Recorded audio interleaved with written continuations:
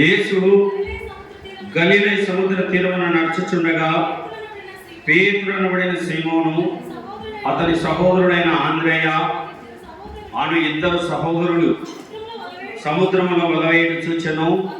వారు జాలరులు. ఆయన, నా వెంబడి రండి, నేను మిమ్మను మనసులను పట్టు జాలరులనగా చేతునని వారితో చెప్పెను. ప్రేమగల మా ప్రభువు తండ్రి, వాక్యము నీది, ప్రజలు నీవారు.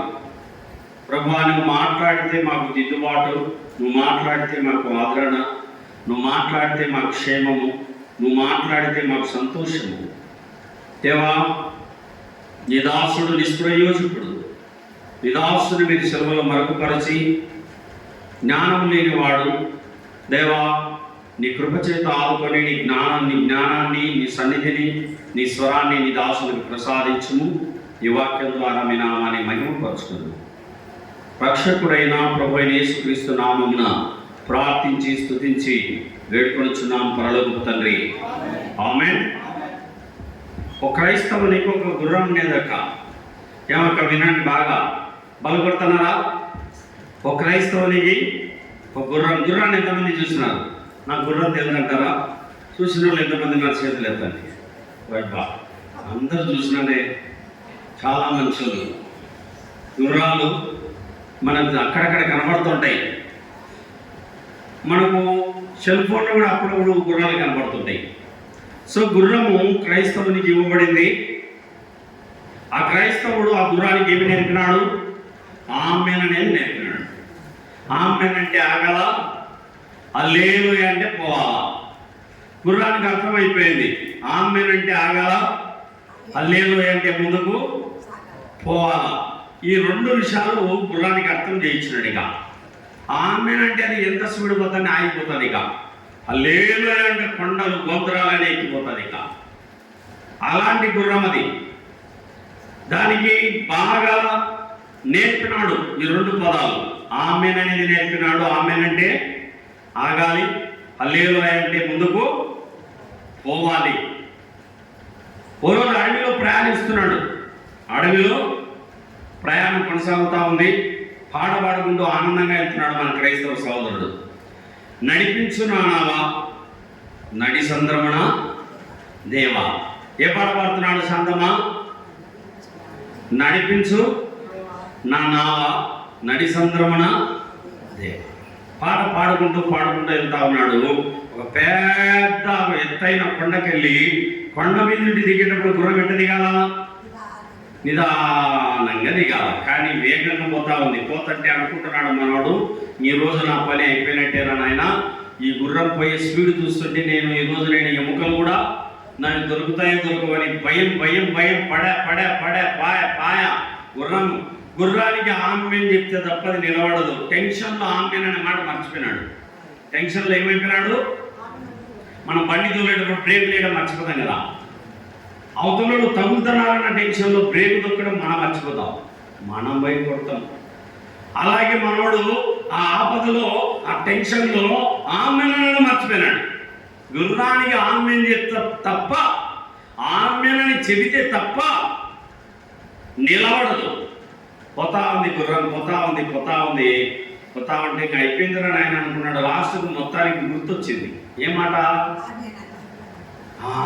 ఆమెన్ అనే మాట గుర్తొచ్చింది మనవాడికి. ఆమెన్ సావరపరిచినాడు. ఇంకా దత్సానేమని గట్టిగా వచ్చేసరికి గుర్రం ఆగింది. అంత స్పీడ్లో పోయి గుర్రం కూడా ఆమెన్ అంటానే ఆగింది. అమ్మా, దేవుడు చాలా గొప్పవాడు అని హల్లెలూయా అన్నాడు. దేవునికి ఏం చెప్పినాడు? దేవునికి స్తోత్రం చెప్పినాడు. పెద్ద ఆపద తప్పింది నాకు ఈరోజు అని. అలవాటు కదా, అలవాటులో పొరపాటు. హల్లెలూయా అంటే గుర్రానికి ఏం అర్థమైపోయింది? పొమ్మని అర్థమైపోయింది. పోయింది, లోయలో పడింది. కాలు చేతులు కట్ అయిపోయినాయి మనోడి. యేసు ప్రభు పేరును కూడా మనము నేను గంప, ఆ బండి కట్టెల కింద ఉన్నా, గంటెల కింద అంట. నేను అర్థమే చెప్పలేదు అంటారు కొందరు. ఇదిగో నలుగురు నడిచే దారిలో నడుచున్నా చూడు, నేను సత్యమే చెప్తున్నా. ఇక్కడ అందరము ముత్తైదులు ఉన్నాం. నేను సత్యం చెప్తాను. నేను ముత్తైదువు కూడా నేను ఎవరన్నా అడిగినారా? ఏమాక అడిగినారా? ఆ మాట అవసరమా? నీ మాట అవునంటే అవును, అంతే. ఇక నువ్వేం చెప్తే నేను నమ్మాల్సిందే. ఎందుకు? యేసుప్రభు నమ్మావు కాబట్టి నీ మాటకు పవర్ ఏముంది? నీ మాటకు పవర్. అవునంటే అవును, కాదంటే కాదు. తీయని అబద్ధం కంటే చేదైన నిజమే చెప్పాలి. కాబట్టి మనం క్రైస్తవ సోదరులారా, సోదరులారా, చాలామంది ఈ దినాల్లో ఏం చేస్తున్నారు? చిన్న చిన్న తప్పులే కదా, చిన్న చిన్న అబద్ధాలే కదా, చిన్న చిన్న నేరాలే కదా అనుకోవద్దు. చిన్నదైనా ఏం చేస్తుంది? చిన్న పామైనా పెద్ద కాటే అందుకుంటుంది. పాపం నిండి ఏం చేస్తుంది? కాటు అందుకుంటుంది. పాపం చేస్తే దాని ఫలితాన్ని కూడా మనం తీసుకుంటాం. కాబట్టి ఇక్కడ గమనిస్తే యేసు ప్రభువు చేపలు పట్టే జాలరులను పిలుస్తున్నాడు. వారి పాపం, వారి వస్త్రాలు లేవు. వారు చేపలు పట్టుకుంటూ ఇంత ఎత్తునంటదంట పులుసు. ఏం పులుసు? చేపల పులుసు. చేపల తోలు, ఆ యొక్క చర్మం వాళ్ళకి ఇంత ఎత్తున పేరకబెట్టదంట. అలాంటి వ్యక్తులను దేవుడు ఏం చేస్తున్నాడు? విద్య లేని పామరులని యేసుప్రభు శిష్యులు. మన మాదిరి డిగ్రీ చదవలే, మన మాదిరి స్కూల్కి పోలే, మన మాదిరి బుక్ పట్టుకలే. అలాంటి వాళ్ళనే దేవుడు వాడుకున్నాడు. ఈరోజు ప్రపంచమంతా లక్షల కోట్ల భక్తులు దేవుని ఆరాధిస్తున్నారు. ఒక్క థామస్ మన ఇండియాకు రావడం వలన ఒక్కడితో మొదలైందండి. ఒక్కడితోనే మొదలైంది. ఇక్కడ యేసుప్రభు ఏమని పిలుస్తున్నాడక? యేసు గలిలయ సముద్ర తీరమున నడుచుచుండగా పేతురు అనబడిన సీమోను, అతని సహోదరుడైన ఆంద్రేయ, ఇద్దరు సహోదరులు సముద్రములో వెలవేయుట చూచారు. వారు జాలరులు. ఆయన నా వెంబడి రండి, నేను మిమ్మల్ని మనసు పట్టు జాలరులనుగా చేతులని వారితో చెప్పారు. వెంటనే వారు తమ వలన విడిచిపెట్టి ఆయనను వెంబడించిరి. దేవునికి మహిమ. శిష్యులు వలలు వదిలేసినారు. ఇక ఎందుకురా ఎన్నాళ్ళు బతుకు, దేవుని వెంట పదంపా, దేవుడు చూసుకుంటాడు అన్నట్టుగా దేవునిపై ఆధారపడ్డారు. సంపూర్ణముగా వారు దేవుని వెంబడిస్తున్నారు. ప్రభునందు ప్రియ సోదరి సోదరుడా, యేసు ప్రభు పిలుపు ప్రపంచ మానవాళికే మలుపు. యేసు ప్రభు పిలిచాడు బైబిల్లో. ప్రయాసపడి ఏం చెప్పాడక? ప్రయాసపడి పాపభారం మోసుకొనుచున్న సమస్త జనులారా నా యొద్దకు రండి, నేను మీకు. ఆ పిలుపు మనకు దొరికింది. యేసు ప్రభు దగ్గరికి మనం వచ్చేసాం. యేసు ప్రభు రక్తంలో మనం కడగబడ్డా. నేను మిమ్మల్ని మనసులను పట్టు జాలరులుగా చేస్తానన్నాడు యేసు ప్రభు. ఏమన్నాడు? మనసులను పట్టు జాలరు. నువ్వు చేపలు పట్టావు కదయా, అలాగే నువ్వు మనసులు పడతావు. నిజంగా ఈరోజు పేతురు ప్రసంగం, మొట్టమొదటి ప్రసంగంలో 3000 మంది బాప్తిస్మాలు తీసుకున్నారు. 3000 మంది బాప్తిస్మాలు తీసుకున్నారు. గమనించాలి. నేను మిమ్మల్ని మనసులు పట్టు జాలరులుగా చేస్తానంటున్నాడు యేసు ప్రభు. అంతేకాదు ఆదికాండం 12వ అధ్యాయంలో అబ్రహామును కూడా దేవుడు పిలుస్తున్నాడు. చదవండి దేవుని వాక్యము. ఆదికాండం 12వ అధ్యాయము 1వ వచనం. యెహోవా, నీవు లేచి నీ దేశము నుండి, నీ బంధువుల ఇంటి నుండి, నీ తండ్రి ఇంటి నుండి బయలుదేరి నేను నీకు చూపించు దేశానికి వెళ్ళుము.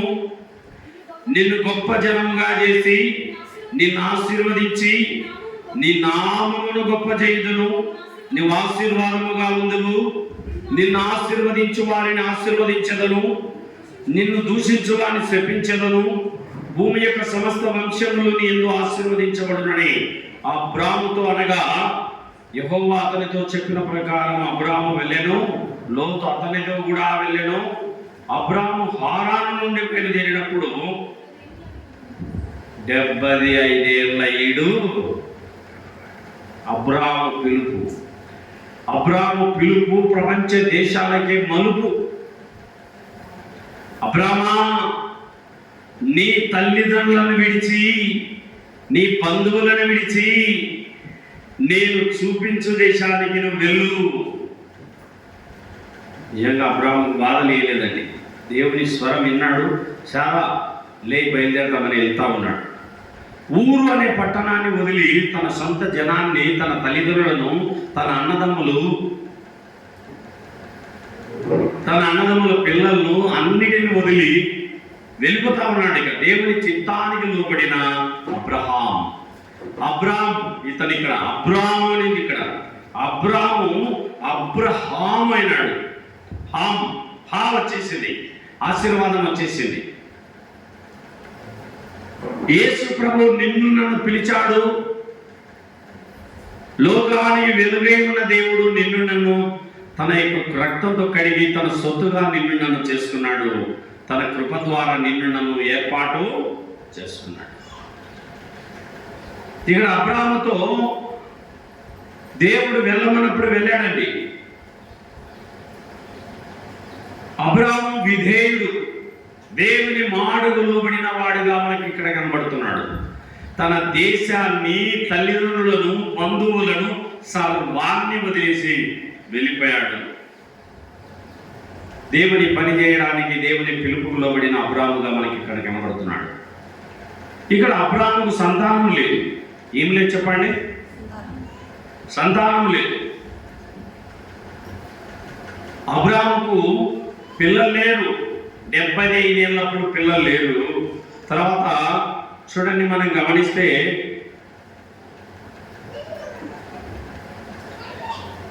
4వ వచనంలో అబ్రాహాము హారాను నుండి బయలుదేరినప్పుడు ఎన్నేళ్ళ వాడు? 75 ఏళ్ళు. 15వ అధ్యాయంలో ఏమంటున్నాడు చూడండి. అబ్రాహాము 15వ అధ్యాయము 1వ వచనం.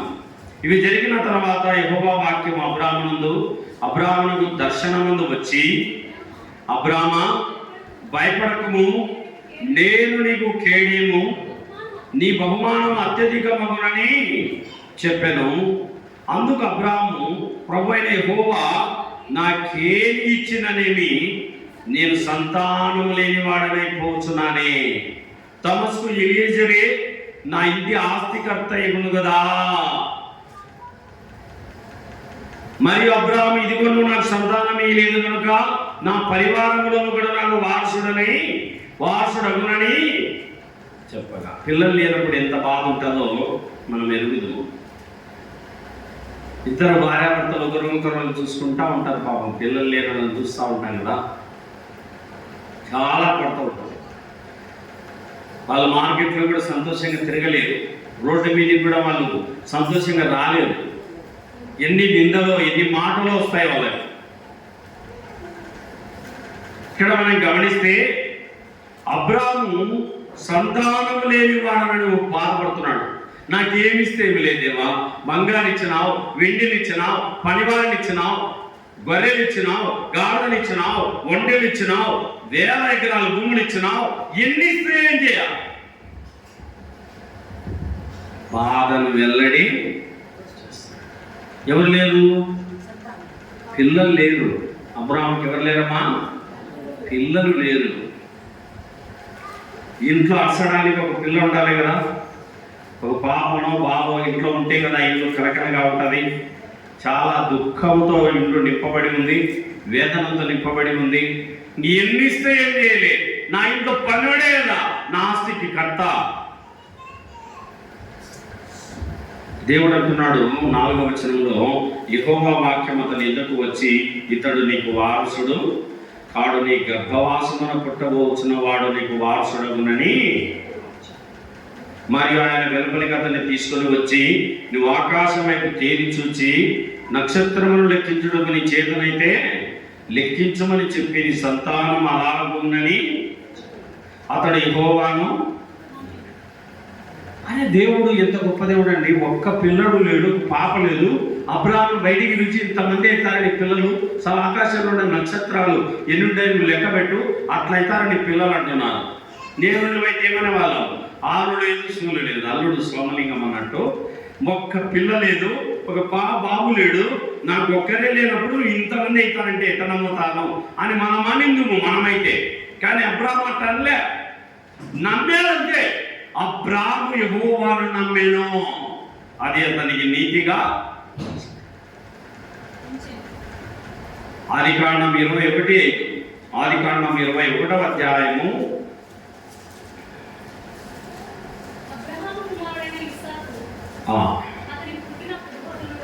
100 ఏళ్ళ వాడు 75 ఏళ్ళలో మాట ఇచ్చినాడు, నేను నీకు సంతానం ఇస్తానని. 75 100కు మధ్యలో కాలం ఎంత ఉంది? లెక్కల వీక్ అన్నారు, లెక్కల వీకు. 75 100కు మధ్యన కాలం ఎంత ఉంది? కొన్ని అంకెలను చెప్పండి. 25 100 రూపాయల్లో 25 రూపాయలు, 75 రూపాయలు ఉంది. 75లో ఎంత ఇచ్చి 100 అవుతుందమ్మా? 25 సంవత్సరాలు పిల్లలని ఈలే. బొలవ యేసు మహారాజుకు 100 ఏళ్ళప్పుడు నిండు వృద్ధాప్యం వచ్చింది. ముసి నవ్వు నవ్వుతుంది చాలా పిల్లలు చూసి. సుక్కులు వాడిన శరీరంతో ముసిలామె ఎక్కడ నవ్వుతుంది చూడండి. చాలా ఎట్లా ఫస్ట్ శారాకు అనుమానం ఎక్కువ, డౌట్ఫుల్. శార అంటే జగడగొండి. శార అంటే అర్థం ఏంటమ్మా? జగడగొండి. భయంకరమైనటువంటి జగడగొండి. అలాంటి వ్యక్తి శారైగా మార్చబడింది, ఆనందంగా ఆశీర్వాదకరంగా మార్చబడింది. 18వ అధ్యాయము 10వ వచనం. అందుకు ఆయన మీదటికి ఈ కాలంలో యుద్ధకు నిశ్చయంగా మరలా వచ్చేదను, అప్పుడు ఈ భార్యను శారాకు ఒక కుమారుడు కలుగునని చెప్పాను. శారా ఆయన వెనుక నుండి వచ్చిన గుడార ద్వారమును నిలుచుండెను. అబ్రాహామును శారాయు బహుకాలము గడిచిన వృద్ధులై ఉండిరి. స్త్రీ ధర్మము శారాకు నిలిచిపోయెను. ప్రతి నెల స్త్రీ కడగా ఉంటది కదా, ఆ ధర్మం ఆగిపోయింది శారాకు. శారా ధర్మం నిలబడిపోయింది. అంటే ఇక ఆమెకు ప్రతి నెల విడిగా ఉండాల్సిన అవసరమే లేదన్నమాట, ప్రత్యేకంగా ఉండాల్సిన అవసరమే లేదు. ప్రతి నెల స్త్రీ 5 రోజులు కడగా ఉంటుంది. ఆ దినాలు పోయినాయి, తీరిపోయినాయి. ఆమె ధర్మం నిలబడిపోయింది, నిండు వృద్ధాప్యంలోకి వచ్చేసింది. ఇది అసాధ్యం అండి, ఇక జరగదు. ఇక మానవులైతే, ఇక డాక్టర్లు అయితే చేతులు ఎత్తేస్తారు. ఇక ఈ వయసులో నీకు ఎట్టయితారమ్మా అని. దేవుడు అసాధ్యమైన దానిని సుసాధ్యం చేయగల దేవుడే మన ప్రభు అయిన యేసుక్రీస్తు. ఎంతమందికి పిల్లలు వచ్చారు ప్రార్థన చేసేది మన మందిరంలో. పిల్లలు పుట్టిన వాళ్ళు ఎవరు మందిరంలో లేరండి, ఒక శాంతి రవి వాళ్ళ పిల్లలు తప్ప. శాంతి కోసం ప్రార్థన చేసింది యెరూషలేము సంఘం కన్నీళ్లు విడిచి, ప్రభా పిల్లలు కావాలి, శాంతి రవిని ఆశీర్వదించిన. ఆయన డాక్టర్లు అన్నారు కలగడం కష్టం అన్నారు, కానీ ప్రార్థన చేశాము, దేవుడు వారిని ఆశీర్వదించినాడు. ఇద్దరు లేచి నిలవడానికి పిల్లలు చూడండి. దేవుని వరాన్ని పుట్టినారు వీళ్ళు. అందుకే ఇంత దేవుడు చక్కని పాటలు పాడి ప్రభువును మహిమపరుస్తున్నారు. బొలో యేసు మహారాజుకు దేవుడు సంతానాన్ని ఆయన ఇవ్వాలి. గర్భం ముయ్యవాడను నేనే, గర్భం తెరయవాడను కూడా కూర్చున్నాను. దేవుడు మిమ్మల్ని దీవించుగాక. బిడలారా, దేవుడు మిమ్మల్ని వర్ధిల్ల చేయనుగాక. అబ్రాహాముకు కూడా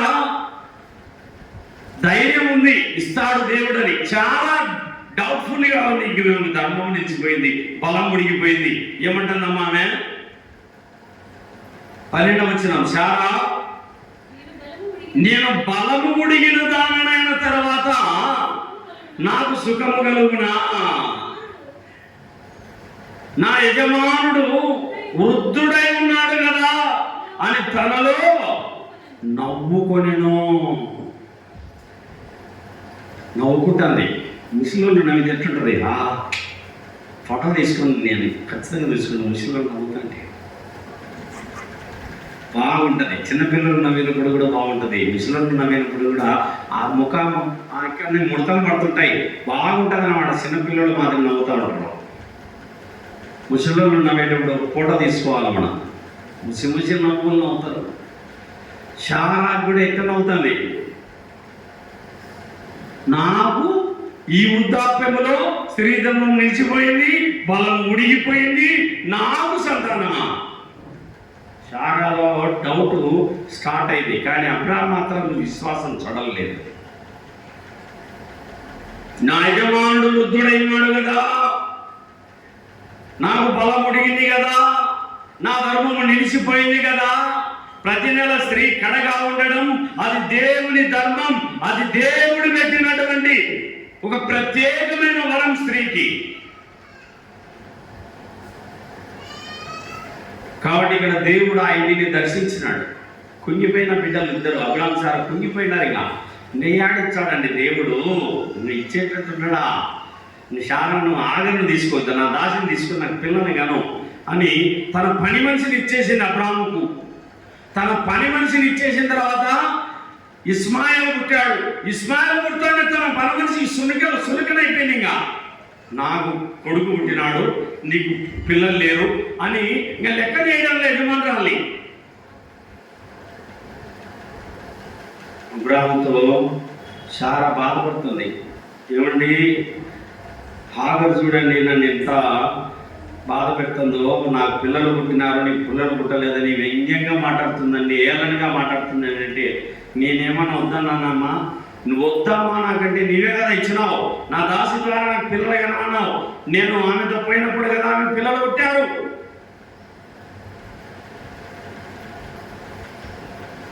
నువ్వేం చేసుకుంటావు చేసుకుంటా లేని ఆ పని మనిషిని, ఆ పని మనిషి కొడుకుని ఇచ్చేసినాడు. చాలా రౌద్రముతో నన్ను ఎగతాలు చేస్తామని ఆమెను తరిమేసింది. ఇక కోపంతో తాళలేక తరిమేసింది. హాగరు ఆ పిల్లోని తీసుకొని అరణ్యంలో ఆమె బాధ, ఆమె పెట్టే కష్టాలు తక్కలేక అరణ్యంలో పోయి చోట కూర్చొని పిల్లోని ఒక సైడ్ కొనబెట్టి నాకు మరణమే శరణ్యమని కూర్చొని ఏడుస్తా ఉంది. దేవుడు నిన్ను నీ సంతానాన్ని కూడా నేను గొప్ప చేస్తా, నువ్వు వెళ్ళి తిరిగి శారా దగ్గరికి వెళ్ళు, ఆమె ఎన్ని కష్టాలు పెట్టినా అక్కడే నువ్వు లోబడు, నీ పిల్లలు కూడా నేను గొప్ప వ్యక్తులు చేస్తా అని చెప్పి అప్పగించినప్పుడు ఆమె తిరిగి తన యజమానురాలి దగ్గరికి వచ్చినట్టుగా మనం చూడవచ్చు. కాబట్టి ఇక్కడ వచనాలను మనం గమనిస్తే చాలా డౌట్ఫుల్గా ఉంది. బలముడిగిపోయింది, నా యజమానుడు వృద్ధుడు, దేవుడు ఎడారులను కూడా నీటి మడుగులుగా చేశాడు, ఆయన ఎండమావులను కూడా ఆయన పచ్చిక నేలగా తయారు చేశాడు, మారాడు భావాన్ని మధురంగా చేశాడు, చీకటిలో ఆయన వెలుగు పుట్టించాడు, ఆయన మరణించిన వారిని సైతం తిరిగి లేపాడు, ఆయనకు సమస్తం సాధ్యమే. ఇక్కడ శారా బలహీనపడింది, కానీ అబ్రాహాము మాత్రం బలహీన పడలేదండి. ఆదికాండం 21:5లో, ఆదికాండం 21వ అధ్యాయం 5వ వచనంలో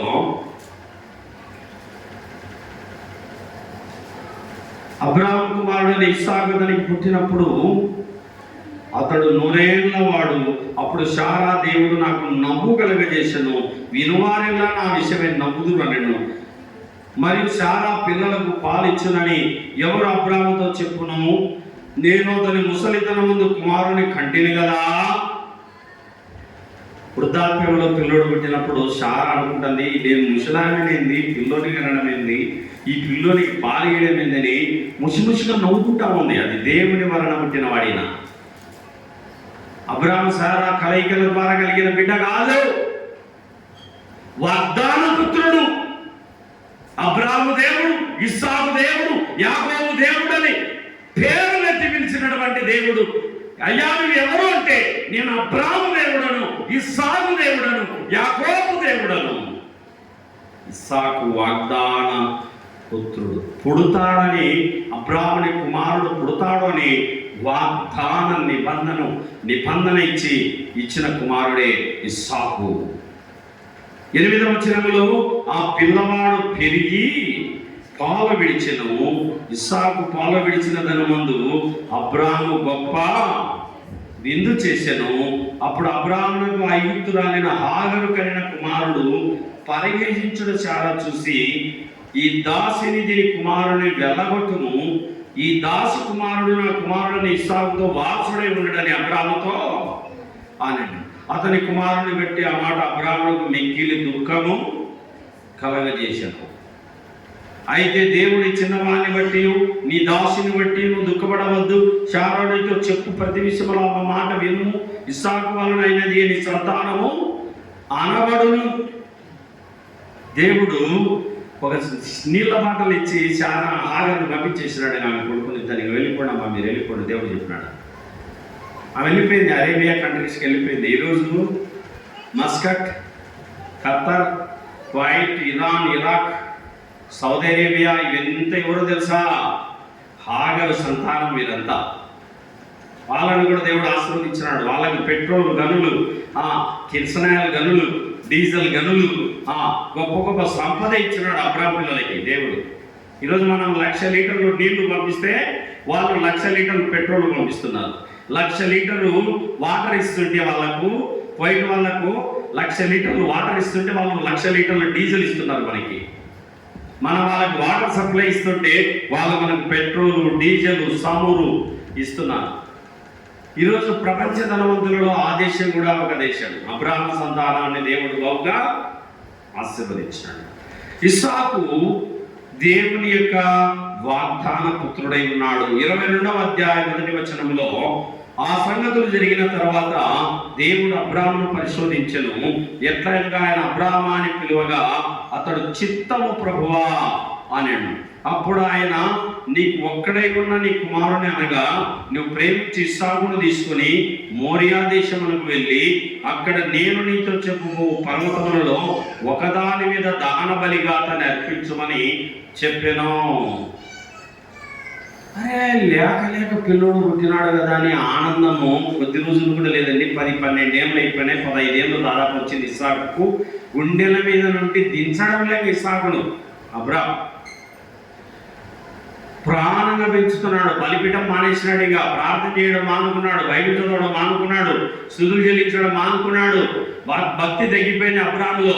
ఇప్పుడు కొడుకును ప్రేమించడం మొదలు పెట్టాడు. ఇక లేక ముసల్తనంలో పుట్టిన కుమారుణ్ణి ఎత్తుకొని తిరగడం మొదలు పెట్టాడు. ఇక బలిపీఠాలు ఎవరు కట్టాలి, సువార్త ఎవరు చెప్పాలి, దేవుని నామం ఎలా ఊరేగించబడాలి. అబ్రాహామా, నీకు ఒక్కడై ఉన్న నీ కుమారుణ్ణి మోరియా కొండ మీదకి నువ్వు తీసుకొని పోవన్నాడు. ఇతరుల భక్తి తగ్గిందా లేదా అని పరీక్షలు పెడతాడు అక్కడెక్కడ దేవుడు. ముళ్ళు కూర్చున్నప్పుడు ఏమంటామక్క, అమ్మా 9 నెలలు మోసిన తల్లి ఎప్పుడు గుర్తుకొచ్చదు నీకు? ఎప్పుడు గుర్తొచ్చదాక? ముళ్ళు గుచ్చుకున్నప్పుడు ఎవరు గుర్తుకొస్తారు? అమ్మా, నీ తల్లి నేను తలుచుకుంటావు. కష్టం వచ్చినప్పుడు ప్రభువా అన్న. అబ్రాహాముకి ఇప్పుడు ఏమొచ్చింది? పరిశోధన. దేవుడు బలి కోరే దేవుడు కాదు. నువ్వు బలులనైనను నైవేద్యములను కోరువాడవు. విరిగిన మనసే దేవునికి ఇష్టమైన, విరిగిన మనసే నీకే ప్రియము యేసునాథ. విరిగే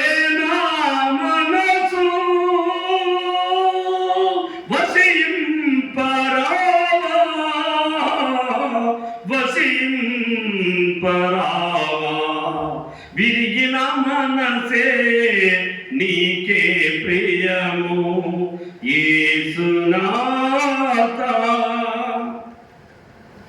విరువని మేఘము కురువదు ఊరిలో, పగులని నేల ఫలములనీయదు. విరువని మేఘము కురువదు ఊరిలో, పగులని నేల ఫలములనీయదు. విరిగిన మనస్సు దేవునికి ఇష్టమైన అలయాకోపును విరిచిన దేవా, అలయాకోపును విరిచిన దేవా, ఇశ్రాయేలుగా మలచుము నన్ను ఈదలలో.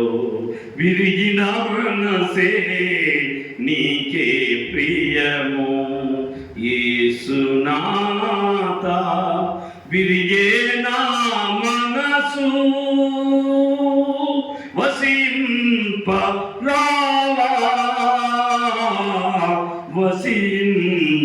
వసింపరావా. విరిగిన మనసు దేవునికి ఇష్టమైన. చూడండి 51వ కీర్తన, బైబిల్ తెరవండి. 51వ కీర్తన 16వ వచనం. 51వ కీర్తన 16వ వాక్యం. విరిగిన మనసే దేవునికి ఇష్టమైన బలులు. నువ్వు బలిని కోరువాడవు కావు, కోరి నీడలా నేను అర్పించుదును. దహన బలి నీకు ఇష్టమైనది కాదు, విరిగిన మనసే దేవునికి ఇష్టమైన బలులు. దేవా, విరిగి నలిగిన హృదయమును అలక్ష్యము. విరుబలి మేఘం కురవదు భూమిలో, పగలని నేల ఫలములని ఎదు. నలిగిన హృదయమే దేవుని కదిలిస్తుంది, విరిగిన మనస్సు దేవునికి ఇస్తారు. ఇస్సాకు ఆ కొండపైకి, మోరియా కొండపైకి రెండు గాడులను తీసుకొని, ఇద్దరు పరివారాన్ని తీసుకొని, కట్టెలను పెట్టుకొని, కత్తి తీసుకొని, నిప్పు తీసుకొని పోతా ఉన్నాడు. ఇస్సాకును తీసుకొని చారాకు చెప్పలే, అమ్మా దేవుడు బలి అడిగినాడు, దేవుడు మన బిడ్డని నేను తీసుకోపోయి బలి ఇచ్చొచ్చా అని ఒప్పుకుంటారు చారా. చెప్పండిగా ఒప్పుకోదు, తిరగబడుతుంది.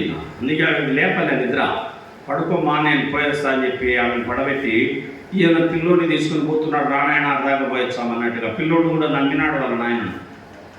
పోతా ఉన్నాడు. తండ్రిని నమ్ముతారు కదా పిల్లలు, నమ్ముతారు మా డాడీ కదా అని. అబ్రహాము కూడా నమ్మినాడు, ఇస్సాకు పోతున్నాడు. ఇద్దరు పనులు వెళ్తున్నారు, రెండు గాఢలు పోతున్నాయి. ఆ కట్టెలు దాని మీద పెట్టినాడు, కొండ కింద ఆ గాఢలను పెట్టినాడు. మీరు ఈడే ఉండాలి చూడండి ఆ వచనము, 3వ వచనం. తెల్లవారినప్పుడు అబ్రహాము లేచి తన గాఢకు గంతగట్టి తన పరివారంలో ఇద్దరిని, తన కుమారుడు ఇస్సాకును వెంటబెట్టుకొని దహన బలులకు కట్టెలు చీల్చి లేచి దేవుడు తనతో చెప్పిన చోటికి వెళ్ళాను. దేవుడు చెప్పిన చోటికి పోతా ఉన్నాడు. మోరియా కొండ మీదకి వెళ్తా ఉన్నాడు.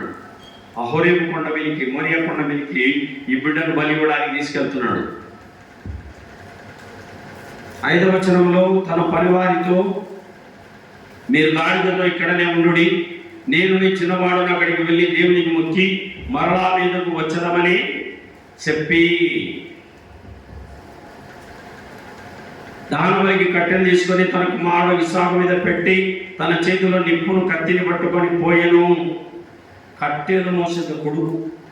ఒక మనిషిని కాల్చడానికి కట్టెలు ఎన్ని కట్టెలు కావాలి? మోపు కట్టెలు. ఒక పెద్ద మోపు ఎత్తుకొని పోతున్నాడు ఇస్సాకు. అంటే ఎవరుడైనాడు, బాగా చేతికి వచ్చేసినాడు. ఇక పిల్లోడు కట్టెలు మోసేటోడైనాడు. అలాంటి పిల్లల మీద కట్టెలు పెట్టి కత్తి తీసుకున్నాడు, నిప్పు తీసుకున్నాడు, పోతా ఉన్నాడు.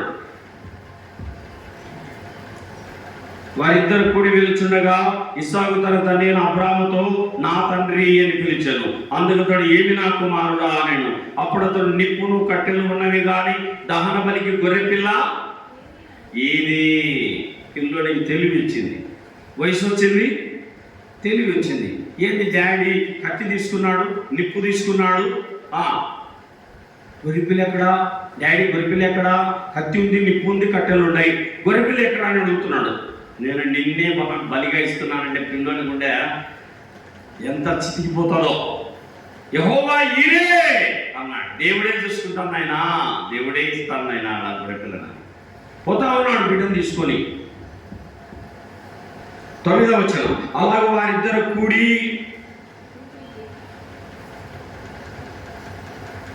వెళ్ళి దేవుడు అతనితో చెప్పిన చోటికి వచ్చినప్పుడు అబ్రాహాము అక్కడ బలిపీఠమును కట్టి కట్టెలు చక్కగా పేర్చి తన కుమారుడు ఇస్సాకును బంధించి ఆ పీఠం పైన ఉన్న కట్టెల మీద ఉంచారు. అప్పుడు అబ్రాహాము తన కుమారుని వధించుటకు తన చెయ్యి చాపి కత్తి పట్టుకొనగా, ఏం పట్టుకున్నాడమ్మా? నిండు వృద్ధాప్యంలో ఇచ్చినాడు దేవుడు విని. ఇలాంటి పిల్లలు 100 మందిని ఇచ్చాడు నా దేవుడు. నేను దేవుడు అడిగినాడు కాబట్టి ఇవ్వాలని వెళ్తున్నాడు. ఇవ్వడం అంటే కొంతమందికి గిట్టదు. దేవుని ఇవ్వడం అంటే దశంభాగం ఇవ్వండి అంటే కొంతమందికి బాధ. ఒక ఆమె చీర కొనుక్కుందంట, శాలరీ వస్తానే. ఏం కొనుక్కుందమ్మా? పాల bill, current bill, dish bill, paper bill, పిల్లల స్కూల్ ఫీజులు, సాక్సులు, బూట్లు అన్నిటికీ అయిపోగా కూరగాయలకు, పాలలకు అన్నిటికీ వచ్చింది. ఇక మించితే దశభాగం ఒక్కటి ఉంది ఇక ఆమె దగ్గర. ఎట్లా చేయాలో సీరియల్ ముందులో దొరికిపోతుంది, సీరియల్ బలిండా చీరలు ఇట్లా చేయాలని చెప్పి ఏం వినలేకుండా దేవుని భాగం ఏమన్నా దేవుడు అడుగుతాడా దేవుడు? సరే చూద్దామని చీర కొనుక్కుంది. అక్క చీరల ముళ్ళు ఎంత పిలిచి ఏం కొనిందమ్మా? చిలకపచ్చ చీర కొనింది. ఏ చీర కొనుక్కుందాక? చిలకపచ్చ చీర. కొనుక్కొని ఒకటే ఒక ముదుగు చర్చికి పోయించింది. ఆ చీర ఆరేసింది అక్కడ.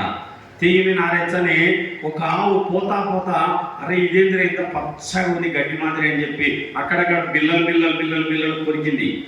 కొరికి తినింది. ఆడింత తినింది. ఇక చీర కట్టుకోవాలంటే ఒక చోట కాదు, 2 చోట్ల కాదు, 3 చోట్ల కాదు, 5-6 చోట్ల కాట్లు ఉన్నాయి. ఇప్పుడు కట్టుకోగలుగుతాక కట్టలేదు. అరే దేవుని భాగం దేవునికి ఇచ్చినా బాగుండాలి, అనవసరంగా ఈ చీర కొనుక్కుంటేని ఇది ఒక్కసారి కట్టుకుంటే పాయగలు రానుకుంటుంది. తూర్పుగోదావరి జిల్లాలో ఒక సంఘ పెద్ద దేవుని భాగం మీద ఇవ్వనంటే ఆశించాల బిల్లు వచ్చిందంట. ఎంత? 90,000 బిల్లు వచ్చిందంట. 3 నెలలు 30,000 ఆయనకు 3 లక్షల జీతం. 3 లక్షల జీతం అయితే 30,000 90,000 ఇవ్వాలా. ఇప్పుడు బిల్లు 50 కూర్చుంది. చెప్పండాక బిల్లు 90,000 దగ్గర కూర్చుంది. ఇంకా నువ్వు ఆ వ్యక్తి దేవునికి ఇవ్వకపోగా ఆసుపత్రిలో రోగానికి ఇవ్వాల్సి వచ్చింది. దేవునికి కైసరుకు చెల్లించాలి. అబ్రాహాము దేవునికి తన సొంత కుమారుని ఇవ్వడానికి ఏమాత్రం వెనుకాడా. గలతీయులు కన్నులు కూడా ఉడవిగిస్తామన్నారంట పౌలునికి. మాసిదోనియ సంఘం, పౌలన్నా ఇదిగో ఈ కానుక దేవుని పరిచయకు వాడుకు వాళ్ళు కడుదాతృత్వం అంట. కడు పేదలు, నిరుపేదలు, వాళ్ళకు రోజు ఒక్క పూటే భోజనం. ఈ ఒక్కప్పుడు కూడా నేను తిరగకపోయిన పర్వాలేదన్నా, నువ్వు పంచు దేవుని సేవ చేయని పౌలునికి ఇచ్చేవారట. వారి గురించి సాక్ష్యము కొరింథీయులకు రాసిన మొదటి పత్రిక 9వ అధ్యాయము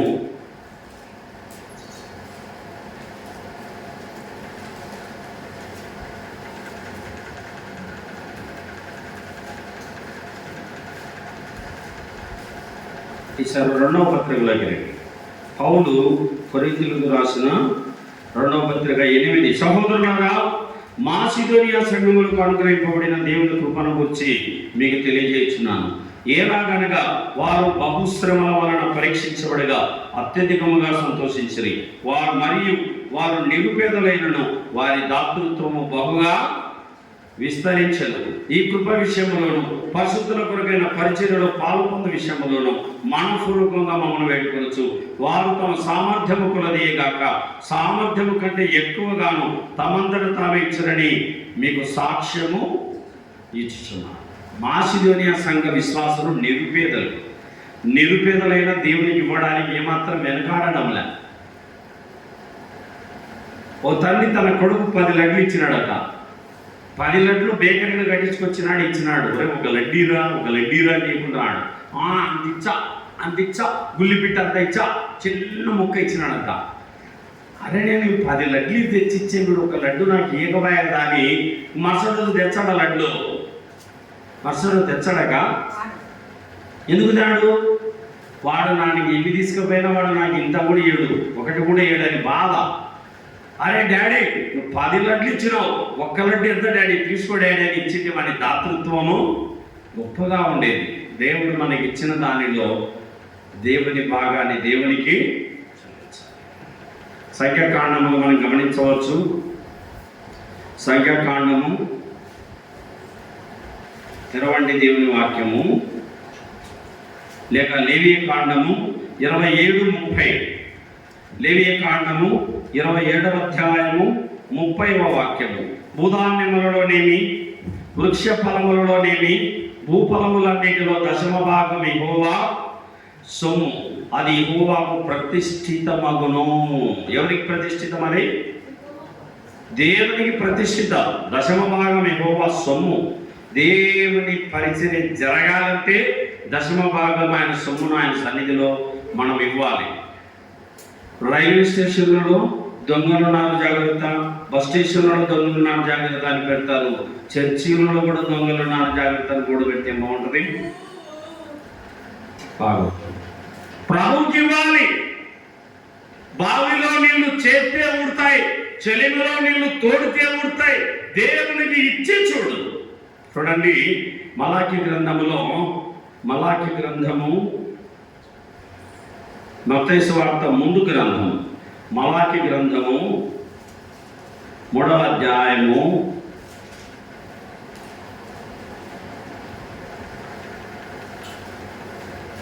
8వ వచనం.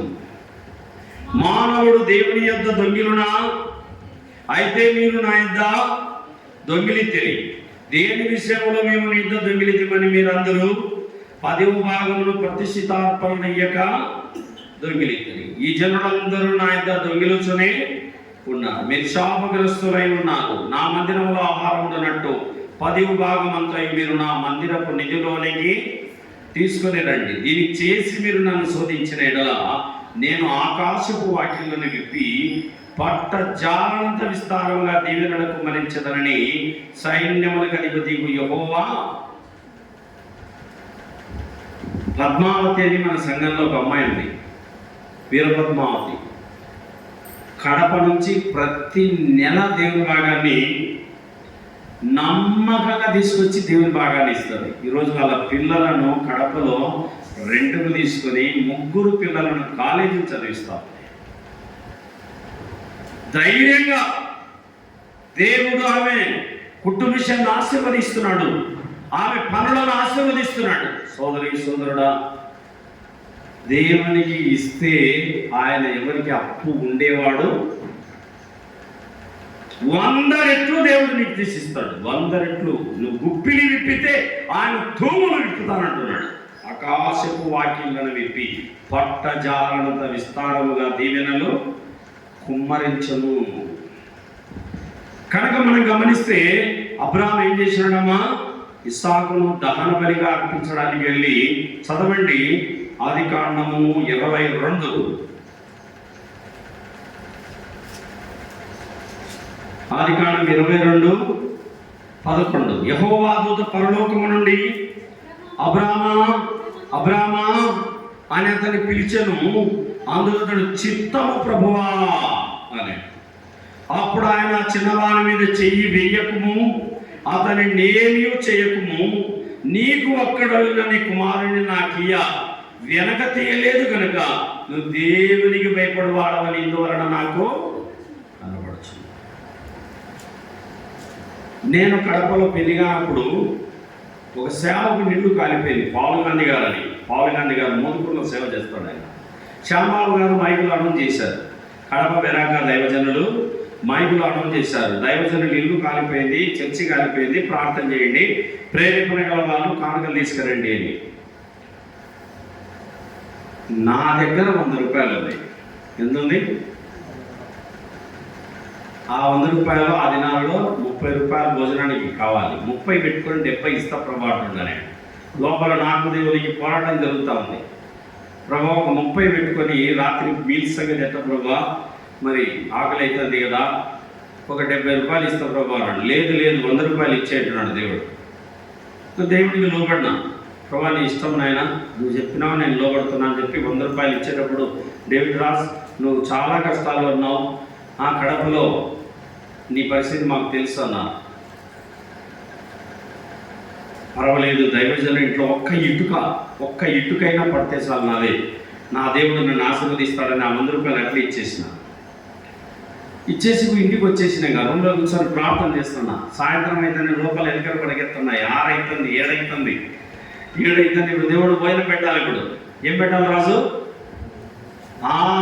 అది భోజనం పెట్టాలా, దేవుడు పెట్టాలా, నేను తినాలా. ఇంకా మొరపెడతా ఉన్నా, దేవుడికి మొరపెట్టుకుంటా ఉన్నా, ప్రభా దేవాదేవి ప్రార్థన చేసుకుంటా ఉన్నా. వేద ప్రకాశ్ అని ఒక ఆయన ఇక్కడ డేవిడ్ రాజు అనే సేవకుడు ఉన్నాడంటే, ఆయన ఎక్కడున్నాడని అడిగి వచ్చాడు. బ్రదర్ మీరేనా డేవిడ్ రాజు అంటే? ఎస్. ఎక్కడి నుంచి మీరు మీ సాక్ష్యం కొంచెం చెప్తారా, మేము వినాలనుకుంటున్నాను. సాక్ష్యం చెప్పాను, వాక్యం చెప్పాను, ప్రార్థన చేశాను. చేసిన తర్వాత ఆయన పోత 100 రూపాయలు కానుక తీసినాడు. ఎంత? 100 రూపాయలు. పల అంటుంది నోటు. దేవుడు ఎంత గొప్పవాడో చూడు. అంతేకాదు, నేను నీకు ప్రతి నెల 100 రూపాయలు ఇస్తా. ఎంత ఇస్తాడట? నేను ఇచ్చింది దేవునికి ఎంతకా? 100.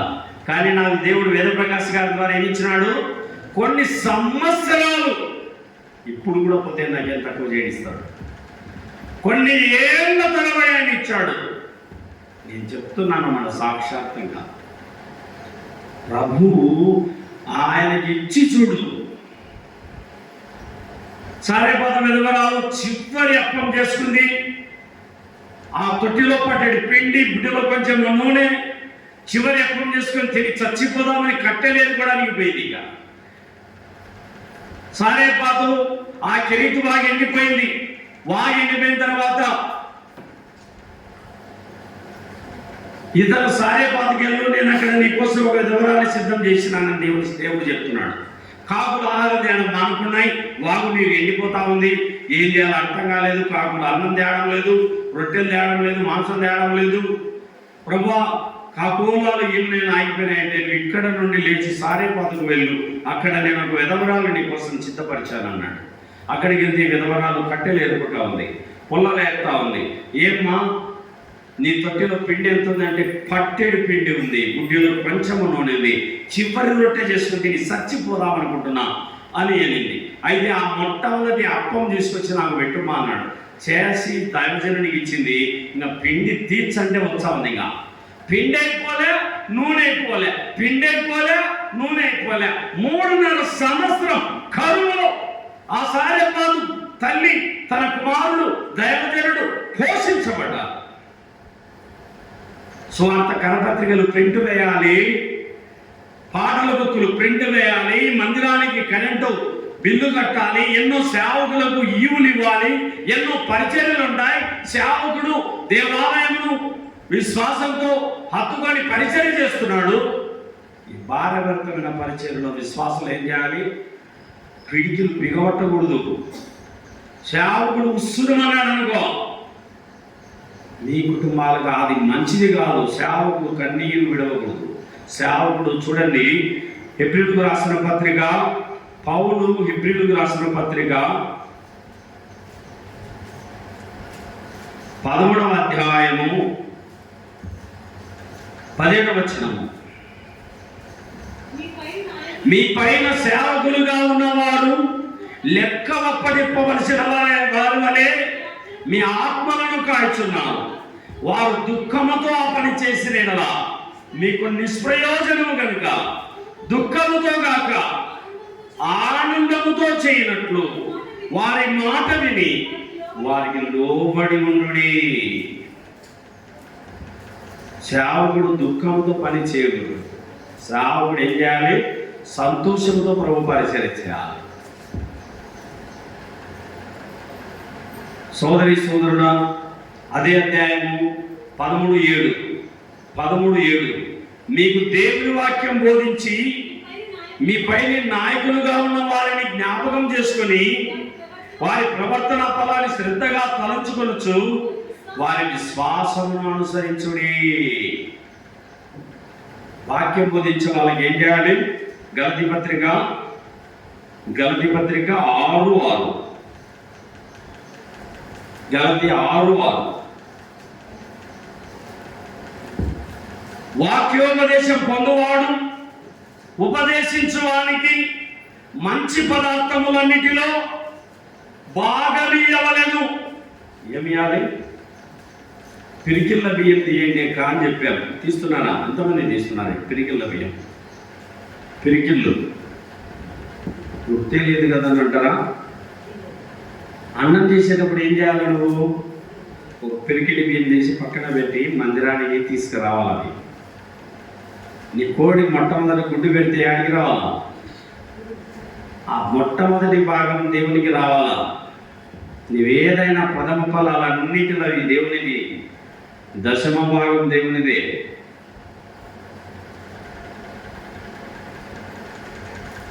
సోదరి సోదరుడా, వాక్యం ఉపదేశం పొందేవాడు ఉపదేశించే వారికి మంచి పదార్థాలన్నిట్లు ఏం చేయాలి? భాగం ఇవ్వాలి. ఉన్న వాటిలో దేవుని మా సేవకుడు, మా దైవజనుడు ఆయన ఏం తింటున్నాడు అన్న ఆలోచన మీరు చేయాలి. చేసినప్పుడు దేవుడు మిమ్మల్ని ఏం చేస్తాడు? ఆహా, ఇతరుల మేలు మనం కోరుకుంటే మన మేలు ఎవరు కోరుకుంటారు? దశమ భాగం వస్తాన్ని ఏం చేయాలి? తీసి పక్కన పెట్టాలి. ఎంత కష్టం వచ్చినా దాన్ని వాడకూడదు, తెచ్చి దేవుని సన్నిధిలో దాన్ని సమర్పించాలి. ప్రభు గొప్పవాడండి. నువ్వు ఇచ్చి చూడు, నువ్వు ఇవ్వకపోయినంత మాత్రాన సేవకుడు అయితే వస్తువులు ఉండడు, పోషించుకుంటాడు దేవుడు. దేవుడు మనుషులు కాదు మమ్మల్ని పిలిచింది. ఎవరమ్మా? దేవుడు. చాలాసార్లు నిరుత్సాహం వస్తుంది సేవలో. ఆ నిరుత్సాహంలో కూడా ఎంత బాధన్న దిగుకొని ఎంత ఉంటాం పరిచర్యలో. ఎన్ని పోరాటాలు ఎదుర్కొన్నాం. మాకు బలహీనత ఉండి ఆరోగ్యం బాగాలేకపోయినా జ్వరం వచ్చిన వ్యక్తికి నాకు జ్వరం వస్తుంది లేదని కూడా శక్తి లేదు అన్న ప్రార్థన చేద్దురండి, మాకు ఆరోగ్యం బాగాలేదని పిలిస్తే అట్టే లేచి బండి స్టార్ట్ చేసుకుని పోయి ప్రార్థన చేసిన రోజులు కూడా ఉన్నాయి. అరే నీ చేయి కూడా కాలుతుంది కదన్నా, నీకు కూడా జ్వరం అంటే అవును, ఎందుకు వచ్చారన్నా అని. పర్వాలేదయ్యా, మీకోసం నేను ప్రార్థన చేయడానికి ఎల్లప్పుడూ సిద్ధం. యేసు ప్రభు పరిచర్య అప్పగించినాడు, ఆ పని కొనసాగించడమే మా పని. సోదరి సోదరుడా, అబ్రహాముగా మార్చబడ్డాడు. అబ్రాహాము ప్రపంచ దేశాలకి ఈరోజు నాయకుడయ్యాడు. అబ్రాహాము పొందినటువంటి ఆశీర్వచనము క్రీస్తు యేసు ద్వారా మనం ఆయన బిడ్డలుగా మార్చబడ్డాం. ఈరోజు యేసు ప్రభు రక్తములో కడగబడిన జనాంగమంతా అబ్రహాము సంతానమే. అబ్రాహామును ఆశీర్వదించిన దేవుడు, నీ సంతానం ఆకాశ నక్షత్రాలు అవుతుంది, సముద్ర ఇసుక రేణువులు అవుతుంది అన్నాడు. విశ్వాసంతో నమ్మాలి మనం దేవుణ్ణి. ప్రార్థన చేస్తాడు ఒక వ్యక్తి. ప్రేమగల తండ్రి, దయగల దేవ, పరిశుద్ధమైన తండ్రి, యేసు నామములో వర్షాన్ని గద్దిస్తున్నా. ఏమంటాడు ప్రార్థనలో? యేసు నామములో వర్షాన్ని గద్దిస్తున్నా, వర్షం రాదు యేసు నామములో. పలకడం వింటవలిగినాడు, వర్షం రాదని ప్రార్థన చేసినాడు. మళ్ళా గొడుగు చేత పట్టుకుపోతున్నాడు. లోపల ఏముంది? డౌట్. లోపల ఎక్కడో డౌట్ పడుతుంది. ఒకవేళ వర్షం వచ్చే ప్రార్థన ఏం చేసినాడు? వర్షం రాదని ప్రార్థన చేసినాడు. రాదనే గొడుగెందుకు? ఇక దేవుని మీద నమ్మకంతో పోవాలి, గొడుగుతో పనిలే. లేదా విశ్వాసంతో ప్రభు వర్షం ఇచ్చిన వాడిని థ్యాంక్స్ అని నేను గొడుగు పట్టుకోబోతానని చెప్పు. విశ్వాసం అంటే అదే. నువ్వు చేసావంటే ప్రార్థన ఇచ్చాడు, చేస్తాడు, ఆయనకు సమర్థుడు, మా దేవుడు మమ్మను రక్షించుటకు సమర్థుడు. ప్రియ సోదరి సోదరుడా, ప్రియమైన దేవుని బిడ్డలారా, ప్రభు పరిచర్యలో మనము పాలిభాగస్తులుగా ఉందాం. కొరింథీయులకు రాసిన మొదటి పత్రిక 15:56. కొరింథీయులకు రాసిన మొదటి పత్రిక 15వ అధ్యాయము 56వ వచనము. కాగా నా ప్రియ సహోదరులారా, మీ ప్రయాసము ప్రభునందు వ్యర్థము కాదని ఎరిగి స్థిరులను కదలని వారును ప్రభు కార్యాభివృద్ధి యందు ఎప్పటికీ ఆసక్తులునై ఉండండి. ప్రభు పరిచయ విషయంలో ఏముండాలమ్మా? ఆసక్తి ఉండాలి. మందిరానికి రావాలంటే ఏముండాలి? దేవుని పరిచయకి ఇవ్వాలంటే ఏముండాలి? ఆసక్తి.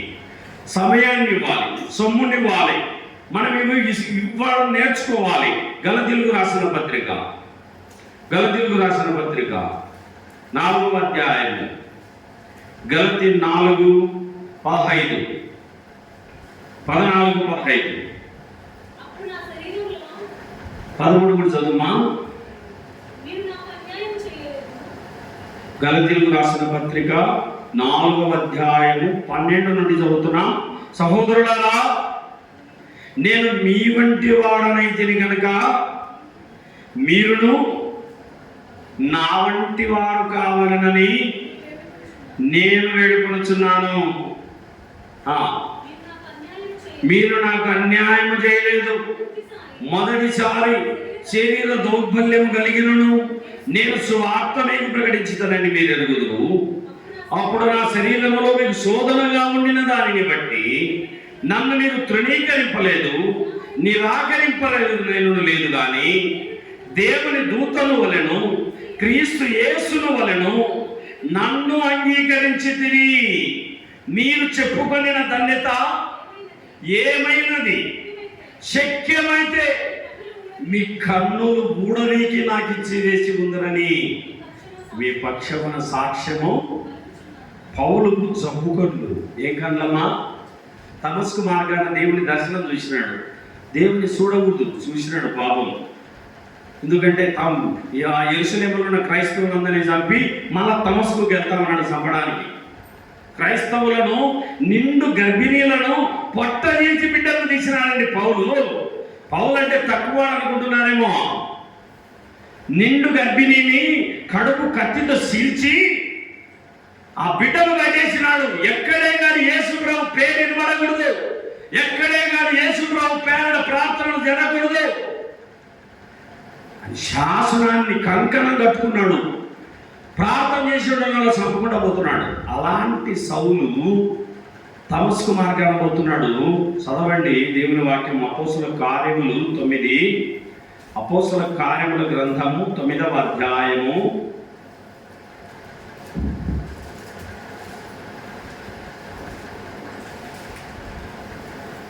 3వ వచనం.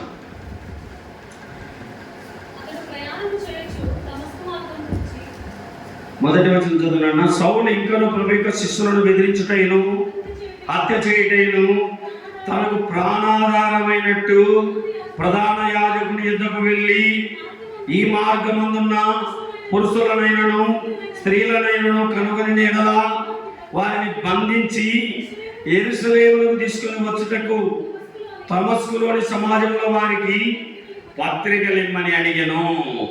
అతడు ప్రయాణం చేయొచ్చు. తమస్కు దగ్గరికి వచ్చినప్పుడు అకస్మాత్తుగా ఆకాశము నుండి ఒక వెలుగు అతని చుట్టూ ప్రకాశించెను. అప్పుడు అతడు నేల మీద పడి, సౌలా సౌలా నీవేళ నన్ను హింసించుచున్నావని తనతో ఒక స్వరం పలుకుట విన్నాడు. ప్రభువా నీవెవడని అతని అడగగా ఆయన నువ్వు హింసించుచున్న యేసును దేవుడు దర్శించినాడు. ఇక్కడ ఆ వెలుగును చూసి గుర్రం ఒక సైడ్ కింద పడింది, ఈయన ఒక సైడ్ బోర్లా ఉన్నాడు. చూపు పోయింది. ఇక ఏమైందమ్మా పౌలుకు? దేవుని చూసినాడు కాబట్టి కళ్ళు పోయినాయి, కళ్ళు ఉడికినాయి, కళ్ళు ఉడికిపోయినాయి. దేవుడు చేసిన సూర్యుని ఎండబుద్ధులు చూసే కళ్ళు గిర్రని తిరుగుతాయి. నాకు దేవుడు కనపడాడు అంటారు, అది అబద్ధం, నమ్మాకని. ఎట కనపడాడంటే తెల్లని బట్టలు కట్టుకున్నాడు అన్నమాట. ఏ బట్టలు కట్టుకున్నాడంట? యేసుప్రభు ఏ బట్టలు కట్టుకున్నాడంట? తెల్లని బట్టలన్నా నల్లని కమ్మడి వేసుకున్నాడంట. ఏం వేసుకున్నాడు? నల్లని కమ్మడి. ఒక గొర్రెపిల్ల సంఘం పెట్టుకున్నాడు, ఒక కర్ర పట్టుకున్నాడు. ఈ అన్నం ఇవి కరుణామయుడు సినిమాలో చూసినట్టుంది. ఈ దృశ్యాన్ని చూసి చూసి చూసి యేసుప్రభు నిజంగా తెల్ల బట్టలు కట్టుకొని నల్లని కమ్మడి వేసుకొని కర్ర పట్టుకొని గొర్రెపిల్ల సంఘంలో పెట్టుకొని తిరుగుతున్నాడు అని అనుకుంటాను. ఈమె యేసుప్రభుకు ఏం పని లేదా? గొర్రెపిల్లని సంఘంలో పెట్టుకొని తిరగడమే ఆయన పని. కనపడినాడు అన్న దేవుడు అంటే ఇది తప్పు, నేను ఒప్పుకోను. చూడ బైబిల్ ఏం చెప్తుంది? ఇది ఇక్కడ ఇట్లే పట్టుకోండి. తిమోతికి రాసిన పత్రిక, తిమోతికి రాసిన పత్రిక, మొదటి తిమోతి, పౌలు తిమోతికి రాసిన మొదటి పత్రిక 1వ అధ్యాయము 16వ వచనం. సమీపింపరాని తేజస్సులు ఆయన మాత్రమే వసించు అమరత్వము గలవాడై ఉన్నాడు. మనుషులలో ఎవడును ఆయనను చూడలేదు, ఎవడును చూడలేడు. ఏదో కళలు కనబడొచ్చామో కానీ రియల్గా మనం ఈ కళ్ళతో ఆయన చూడలేమని. చూస్తే ఉడికిపోతాయి కళ్ళు. పౌలు రియల్గా చూసినాడు కాబట్టి కళ్ళు ఉడికిపోయినాయి. జబ్బు కళ్ళుగా నిత్యం పుసులు కారుతుంటాయంట పౌలన్న దగ్గర. పుసులు కాని వాళ్ళ అక్కడ ఏముంటుంది? మా వాసన, నిశాసన. పౌలు జబ్బు కళ్ళు, ఎప్పుడు నిశాసన, ఎప్పుడు ప్రార్థన చేయడానికి వచ్చాడు, స్నానం చేర్చాడో లేదని. మనమైతే రాని పోలన, దయచేసి మా ఇంటికి రావకన్నా, నువ్వు నిశాసన. ఇక్కడ ఏ వాసన? నిశాసన ఉందన్న. ఎప్పుడు కళ్ళు పుసులు కాస్తుంటాయి నీకు. ఆ జబ్బు మాకేడొచ్చదు, మా పిల్లలకి ఆడాలనుకుంటుందో అని మనం అనిందుము. కానీ గలతీలో అల్లే శక్యమైతే కన్నులు కూడా అన్నా నా కన్ను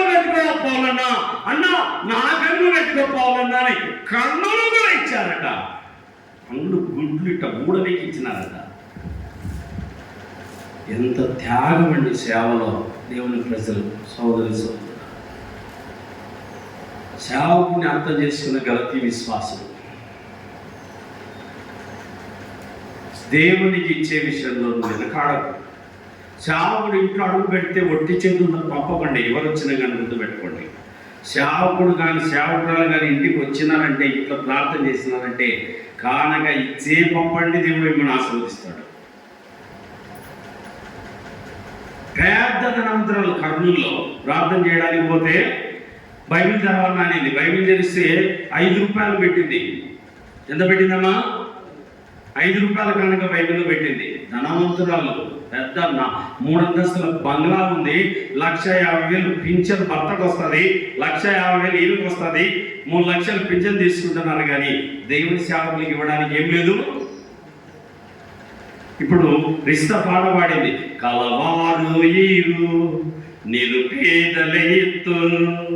కలవారి ఇవ్వట, కలవారు ఈరు నిరుపేదల ఎత్తు. కరువులో ఇచ్చినది సరిపాటు స్త్రీయే, కాసులనిచ్చినది కడుబీదగాదా. కాసులనిచ్చినది కడుబీదగాదా. కడుదాతృత్వము గలదు మా సీదోనియలు. కానుకల పాత్ర కరమును తాకంగా కలువారి ప్రేమను కొలవేసి నీవు. కడు ప్రేమను లకించు పెదవులనే గాక కనబరచుము నీ ప్రేమ కానుక రూపమున. కనబరచుము నీ ప్రేమ కానుక రూపమున. సాంబాబు గారు ఎంత భక్తితో రాశాడు. ఇది పడ మానవ చరిత్ర ఎన్ని సంఘాలు తిరిగింటాడు ఆయన భూలోకంలో. దైవజనుడు, గొప్ప దైవజనుడు ఆయన. మన ఇండియాలో అడుగు పెట్టని ఏరియా ఉండదు నాకు తెలిసి. అంత గొప్ప దైవజనుడు. గుండె లోతుల్లోంచి వచ్చిన పాట ఇది. కలవారి ఇయ్యనంటున్నాడు ఆయన దైవజనుడు. కలవారికి దాతృత్వం ఉండదు, లేని వాళ్ళకి దాతృత్వం ఎక్కువ. బీద విధవరాలు తనకున్నదంతా, తన జీవనం అంతా వేసిందట కానుక. సోదరి సోదరుడా, ప్రభు రాజ్యం విస్తరించాలి, ప్రభు పనులు జరగాలంటే ప్రభునందు మన ప్రయాస వ్యక్తము కాదు. నువ్వు ఇచ్చిన ప్రతి పైసాకు 1,000 కోట్ల రూపాయలు 1000 రెట్లు దేవుడు నీకు ఇస్తాడు. ఇచ్చే విషయంలో నువ్వు వెనకబడి ఉన్నావేమో ఒకసారి నిన్ను నువ్వు పరిశీలన చేసుకో. అబ్రాహాము తన సొంత కుమారుని ఆ మోరియా కొండ పైన బలి ఇవ్వడానికి వెనుకాడలేదు. చేతులు కట్టాడు, కాళ్ళు కట్టేశాడు, నోట్లో గుడ్డ కూడాడు, కత్తి ఎత్తాడు వధించడానికి. కత్తి ఎత్తి వధించేటప్పుడు అబ్రామా ఆగు ఆగు, నీకు ఒక్కడై ఉన్న కుమారుని నాకు నువ్వు వెనకదేయలేదు గనక నువ్వు దేవునికి భయపడి వాడవని నాకు అర్థమైతా ఉంది. తర్వాత ఏం జరిగింది చదవండి. ఆదికాండము 22వ అధ్యాయము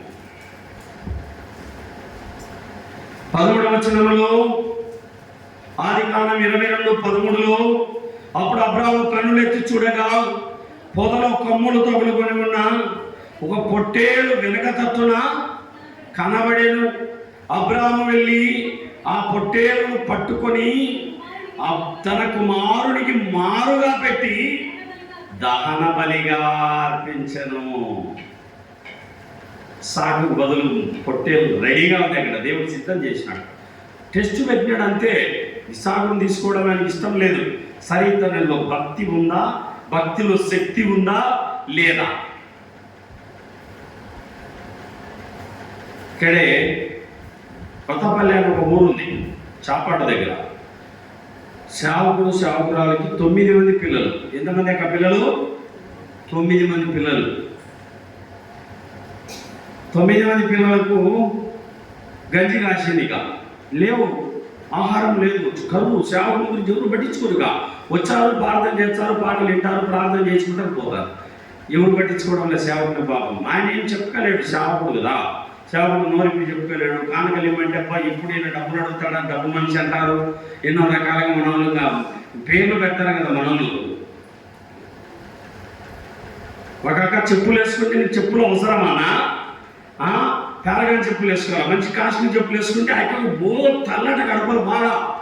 సేవకుడు మంచి బట్ట కడితే తట్టుకలేదు, సేవకుడు చెప్పులు వేసుకుంటే తట్టుకలేదు, సేవకుడు బిందె కొనుక్కుంటే తట్టుకలేదు, సేవకుడు కోళ్ళు సాగితే తట్టుకలేదు. నీకు కోళ్ళు అవసరమా? నీకు బిందె అవసరమా?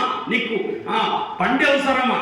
ఆమెకు మాత్రం 2 బండ్లు ఉన్నారా, సేవకుడికి మాత్రం ఒక్క బండి కూడా.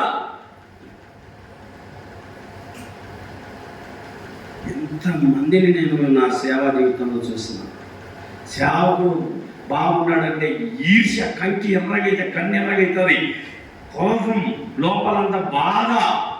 సేవకుడు డెవలప్ అవుతానన్న మా సేవకుడు అని అసూయ. ఎప్పుడు కూడా దేవుని సేవకుని అసూయపడదు. నేనే కాదు, ఏ సేవకుని మీద కూడా గుర్తుపెట్టుకోండి సోదరి సోదరులారా.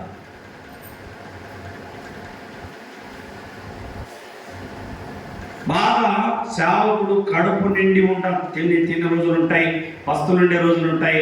సేవా జీవితంలో దీనస్థితి, సంపన్న స్థితి, కడుపు నిండి ఉంటాడు, ఆగులు నిండి అన్ని అనుభవాలు దాటుకొని వచ్చినాం.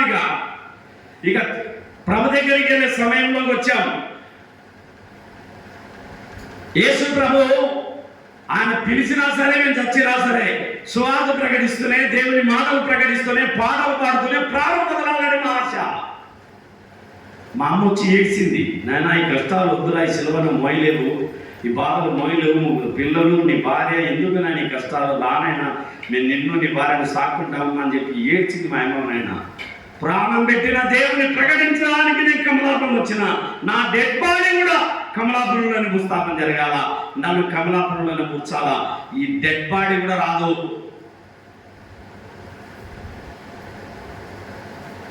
దేవుని సేవలో ప్రాణం విడవడానికి, కమలాపురంలోనే నా ప్రాణాన్ని పెట్టడానికి నేను వచ్చిన. మీకోసం కన్నీళ్లు నచ్చడానికి రెడీ, మీరు ఆశీర్వదించబడాలని కోరుకున్నాను. మీకోసం, మీ కుటుంబాల కోసం కన్నీళ్లు తెచ్చి ప్రార్థిస్తాను. సోదరి సోదరుడా, అబ్రాహాము ఏమాత్రం వెనకాడలేదు. గలతీయులు కన్నులు ఇవ్వడానికి వెనకాడలేదు. నిరుపేదలైన మాసిదైన సంఘస్థలు దాతృత్వం విస్తరిస్తా ఉంది. సారే బాధ విధవరాలు ఈ సేవకుడికి నేనెందుకు అప్పం చేసేయాలని అనుకుని ఉంటే ఆ కరువులో వారు పోషించబడే వారే కాదు. ఇవ్వడంలో ఉన్న దీవెన తెలుసుకో. ఆదోనిలో ఒక సహోదరి చిత్తుకాయతలు ఎదుర్కొంటుంది. ఏం చేస్తుంది మామే? పలగండక చిత్తుకాయతలు ఎదుర్కొంటుంది. రోజుకు 40 రూపాయలు సంపాదిస్తుంది. 40 రూపాయలు 4 రూపాయలు తీసి పక్కన పెడుతుంది. ఆదివారం తీసుకెళ్లి దేవునికి ఇస్తుంది. 3 కొడుకులే. మరో సంవత్సరం పోయేసరికల్లా పాకలేదు, రేకుల షెడ్ వేసింది. మళ్ళీ సంవత్సరం పోయేసరికల్లా పిల్లర్లతో ఇల్లు కట్టింది, పైన అప్స్టేర్ వేసింది. ఏంటంటే ఆమె సంసారం ఏమైతుందమ్మా? 2 విదేశాలు చదువుతున్నారండి ఈరోజు. ఆమె పిల్లలు విదేశాల్లో గొప్ప ఉద్యోగాలు చేస్తున్నారు. ఇండియాలో ఒకటి జాబ్ చేస్తున్నాడు. ఒక పేదవాళ్ళు తినడానికి తిండి లేని వ్యక్తి ఆ స్థాయికి వెళ్ళిందంటే ఆమె ఒకటే తెలుసు, అన్న నాకు 2 విషయాలు నేను చేస్తాను. ఒకటి, ప్రతి ఆదివారం మందిరానికి నమ్మకంగా వెళ్తాను. 2, దేవుడిచ్చిన దానిలో నమ్మకంగా నా దేవునికి ఇస్తాను. నేను ఇచ్చేది మనుషులకు కాదు, నా దేవునికి నేను ఇస్తాను. నా దేవుని మందిరములో నా దశంభాగాన్ని, నా కష్టార్జితాన్ని, నా చెమటను, నాకు ఇచ్చిన ఈ శక్తి, ఈ బలం, ఈ ఆరోగ్యం, ఇది దేవుడు దయచేసింది. కనుక ఇచ్చుటలో ఉన్న ఆనందాన్ని మనం ఎరిగినట్లయితే, నువ్వు గుప్పిలు విప్పితే ఆయన తూములు విప్పడం అలవాటు చేసుకుంటాడు. బిగబట్టావనుకో, పిసినితనము లేక ఇసుగాక ఇమ్ము. రిస్త పాడిందా లేదు? ఇప్పుడు పాడ. బలవంతముగాక బలవంతము లేదు, సనుగులతో వలదు. ఏం పాడము రిస్తా? బలవంతము లేదు, సనుగులతో వలదు, పిసినీతనము లేక విసుగాక ఇమ్ము. తక్కువగా గాక ఎక్కువగా ఇమ్ము, మక్కువతో ఇచ్చినదే లెక్కింపబడును. మక్కువతో ఇచ్చినదే లెక్కింపబడును. కానుకల పాత్ర కరమును తాకంగా, కలువారి ప్రేమను కొలవేసి నీవు, కడు ప్రేమను లకించు పెదవులనే గాక, కనబరచుము నీ ప్రేమ కానుక రూపమున కనబరచుము నీ ప్రేమ కానుక రూపమున. ఎంత మంచి పాట! చాలా రోజులైంది ఈ పాట. క్రీస్తా వచ్చి మనకు మళ్ళీ గుర్తు చేసిందా లేదా? కాబట్టి దేవుని పాటలో ఉన్న అర్థం పరమార్థం. 2వ పత్రిక తిమోతికి రాసిన 2వ పత్రిక 9వ అధ్యాయము 5వ వచనం. కావున లోబడి ఇచ్చేదమని మీరు చెప్పిన ధర్మము పిసినితనముగా అయ్యక ధారాళముగా ఇవ్వాలని చెప్పి సహోదరులు మీ ఇద్దరు ముందుగా వచ్చి దానిని జమ చేయుటకై వారిని హెచ్చరించడం అవసరమని తలంచితిని. కొంచెముగా విత్తువాడు కొంచెముగా పంట కోయరు, సమృద్ధిగా విత్తువాడు సమృద్ధిగా పంట కోయరు అని ఈ విషయమై చెప్పవచ్చును. సరుకు కొనకయు బలవంతముగా కాకయు ప్రతివాడు తన హృదయంలో నిశ్చయించుకున్న ప్రకారము ఇయ్యవలేదు. దేవుడు ఉత్సాహముగా ఇచ్చేవారిని ఏం చేస్తాడమ్మా? ప్రేమించును. ఉత్సాహముగా ఇవ్వాలి దేవునికి కానుక. దేవునికి కానుక ఇచ్చినప్పుడు ఎట్టి వాళ్ళమా? సంతోషంగా ఇవ్వాల. బాధపడితే ఇవ్వకూడదు, పిసుక్కొని ఇవ్వకూడదు. కానుక ఇచ్చినప్పుడు ఎట్టి ఇవ్వాలా? ఉత్సాహంగా నా దేవునికి నేను ఇస్తున్నానన్న సాటిస్ఫాక్షన్. దేవుని రాజ్య విస్తరణకై, కరపత్రికల ప్రింట్ కొరకై, పాదలకు ప్రింట్ కొరకై, మందిర అభివృద్ధి కొరకై, సండే స్కూల్ కొరకై, బుక్ రూమ్ కొరకై, సేవకుని ఇంటి కొరకై, జరిగే పరిచయ కొరకై, సంఘ క్షేమం కొరకై నా వంతుగా సహకరిస్తాను. ఇచ్చు విషయంలో వెనకాడకు. ఇకనైనా ఈ రూపాంతరం చెందు. దేవునికి ఇచ్చుటలో ముందుకు రా. ఉత్సాహముగా ఇచ్చిందా, సలుపు కొనగా, పిసినతనముగా గాక, బలవంతంగా గాక. కొంచెముగా విత్తువాడు కొంచెంగా పంట వస్తాడు, సమృద్ధిగా విత్తువాడు సమృద్ధిగా పంట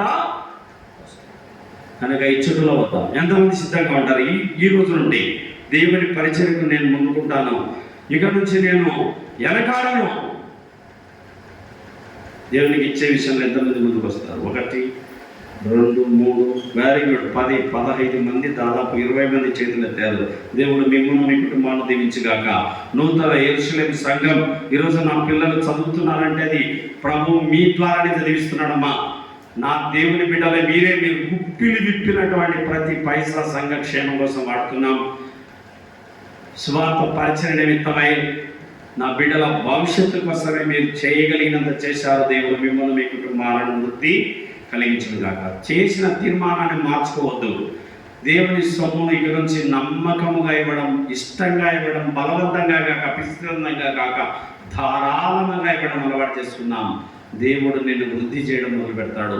ఈరోజు ఆధునికులు అక్క పిల్లల ముగ్గురు కూడా గొప్ప ఆఫీసర్లు అయ్యారు, గొప్ప స్థాయిలో ఉన్నారు, ఉన్నత స్థితిలో ఉన్నారు. సేవకుడు ఈ కథ చెప్పడం మధ్యలో మానేశాం కదా. కొత్తపల్లిలో ఆ సేవకుడు 9 మంది పిల్లలు గంజి తాగుతున్నారు. ఆ గంజి తాగుతుంటే తలా ఒక గ్లాసు పోసినారు. చిన్నపిల్లలకు నాకు 3 గ్లాసు పోయమా, నాకు 3 గ్లాసు పోయమంటే తల్లి తనకున్నది కూడా చెప్పండి అక్క ఎప్పుడు ఇవ్వలేదా? సరే నేను పస్తులైన నెంబర్ లేదు. వాడు నోరు తెచ్చి అడుగుతున్నాడు. లే పిల్లోడు చిన్నోడు, చిన్నపిల్ల కదా నోరు తెచ్చి అడుగుతుందని చెప్పి ఈమె గ్లాసు కూడా అలాగే పోషిస్తుంది. నీళ్లు తాగడం, పస్తులు పడుకోవడం. అలాంటి టైంలో గంజి కాసింది. ఆ రోజు సంఘ కూడిక ఉంది.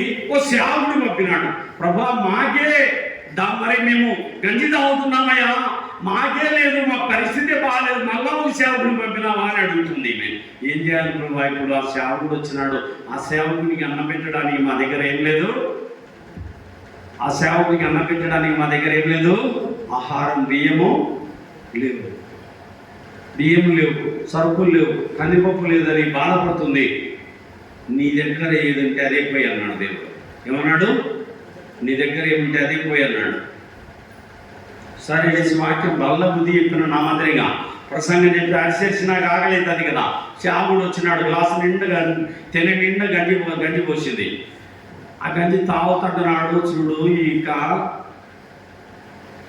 పాస్ గారు అగ్రిప గారి భార్య నాకు గంజి పోసిందని చెప్పి దారంటే ఒక 20 మంది విశ్వాసులకు చెప్పినాడు.